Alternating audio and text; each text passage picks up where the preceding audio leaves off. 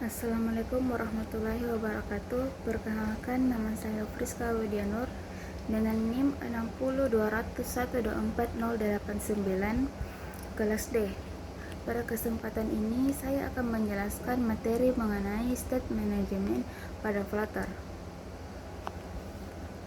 Materi yang akan saya bahas meliputi pengertian state management, cara kerjanya, serta beberapa metode state management yang umum digunakan dalam Flutter, yaitu provider, block, qubit, dan mobx. Apa itu state management? State management dalam Flutter adalah cara untuk mengelola dan mempertahankan keadaan atau data dalam sebuah aplikasi.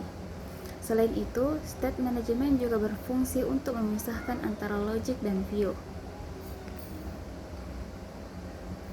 Logic merupakan proses atau aturan yang mengatur jalannya aplikasi, sedangkan view adalah tampilan yang dilihat oleh pengguna. Dengan adanya state management, kode program menjadi lebih terstruktur, mudah dipelajari, mudah dikembangkan, dan logika yang dibuat dapat digunakan kembali pada bagian lain aplikasi. Sebagai contoh, ketika kita membuat aplikasi toko online, data seperti jumlah barang di keranjang, status login pengguna, atau daftar produk merupakan state yang harus dikelola dengan baik agar aplikasi dapat berjalan dengan benar. Cara kerja state management.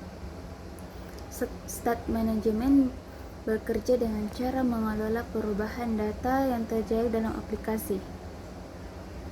Ketika suatu data berubah, Flutter akan mendeteksi perubahan tersebut dan memperbaharui tampilan agar sesuai dengan data terbaru.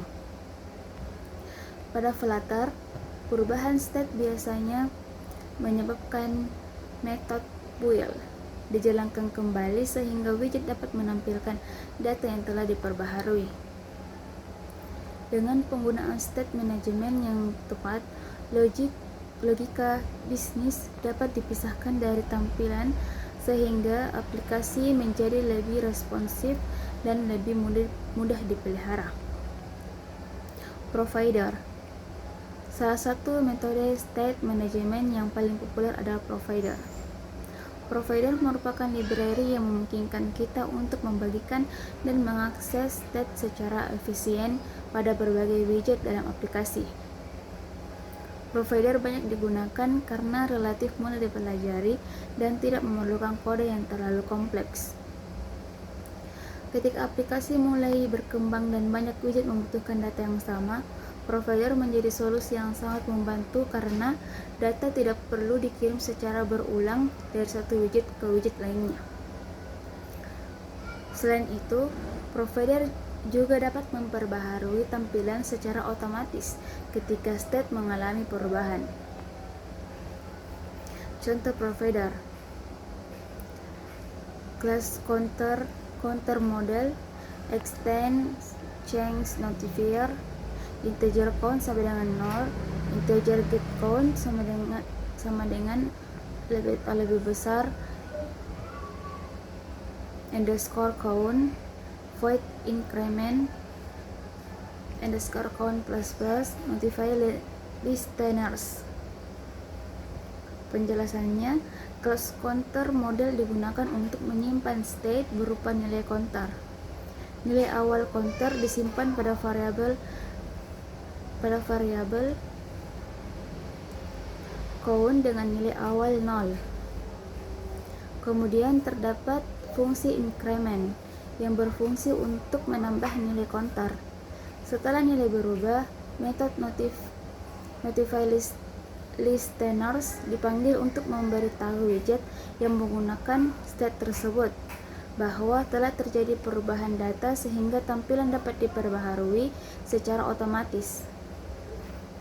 Dari contoh ini dapat dilihat bahwa provider memudahkan pengelolaan state sekaligus menjaga agar tampilan selalu sesuai dengan data terbaru.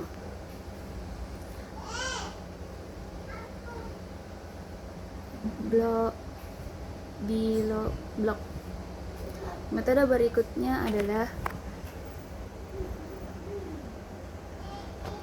blok atau business logic komponen. Blok merupakan pola arsitektur yang digunakan untuk memisahkan logika bisnis dari tampilan aplikasi. Pada blok, pengelolaan state dilakukan menggunakan konsep event dan state. Keunggulan utama blok adalah struktur kodenya yang lebih terorganisir sehingga cocok digunakan pada aplikasi yang memiliki kompleksitas tinggi. Dalam blok, logika bisnis tidak ditempatkan langsung pada tampilan, melainkan dipisahkan di dalam komponen tersendiri sehingga kode menjadi lebih mudah dibaca, diuji, dan dipelihara. Konsep penting dalam blok. Terdapat beberapa istilah penting dalam blok, yaitu event. Event merupakan input bagi blok. Biasanya event muncul karena adanya interaksi dari pengguna, misalnya menekan tombol atau membuka halaman tertentu. Yang kedua itu state. State merupakan output yang dihasilkan oleh blok setelah memproses suatu event. Setelah istilah state inilah yang kemudian ditampilkan pada antarmuka pengguna. Yang ketiga yaitu transition. Transition adalah proses perpindahan dari state lama menuju state baru setelah sebuah event diproses. Blok sendiri merupakan komponen yang bertugas menerima event dan mengubahnya menjadi state. Dengan konsep tersebut, alur pengelolaan data menjadi lebih jelas dan terstruktur. Selain blok, terdapat juga qubit yang merupakan bagian dari package blok. Qubit dapat dikatakan sebagai versi yang lebih sederhana dari blok. Perbedaan utamanya adalah qubit tidak menggunakan event secara khusus. Qubit hanya berfokus pada hubungan antara function dan state. Karena lebih sederhana, qubit lebih mudah dipahami dan cocok digunakan untuk kebutuhan state manajemen yang tidak terlalu kompleks. Contoh qubit: class counter qubit, extends qubit, integer counter qubit, super, null, void increment sama dengan atau lebih besar, emit state plus 1. Pada contoh ini, qubit digunakan untuk mengelola state berupa angka atau integer. Nilai awal state ditetapkan sebesar 0. Kemudian terdapat fungsi increment yang digunakan untuk menambah nilai state. Ketika fungsi tersebut dijalankan, metode emit akan mengirimkan state baru yang nilainya lebih besar dari state sebelumnya. Dengan cara ini, tampilan aplikasi akan menerima nilai terbaru dan diperbarui secara otomatis. Keunggulan qubit adalah strukturnya lebih sederhana dibandingkan blok sehingga lebih mudah diterapkan pada aplikasi yang tidak membutuhkan banyak event. MobX. Metode state management berikutnya adalah MobX. MobX merupakan library state management yang ringan dan menggunakan pendekatan reaktif. Pendekatan reaktif berarti tampilan akan secara otomatis menyesuaikan diri ketika data mengalami perubahan. MobX merupakan pengembang mengurangi penulisan kode yang berulang sehingga pengelolaan state menjadi lebih sederhana. Konsep utama dalam MobX, terdapat 4 konsep utama dalam MobX. Yang pertama yaitu observable.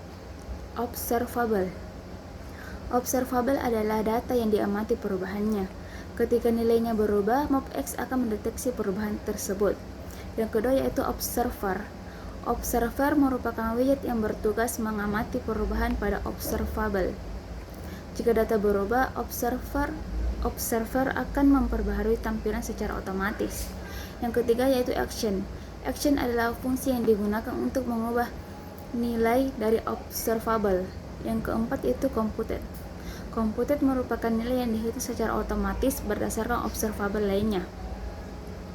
Dengan konsep tersebut, MobX mampu mengelola state secara efisien dan responsif.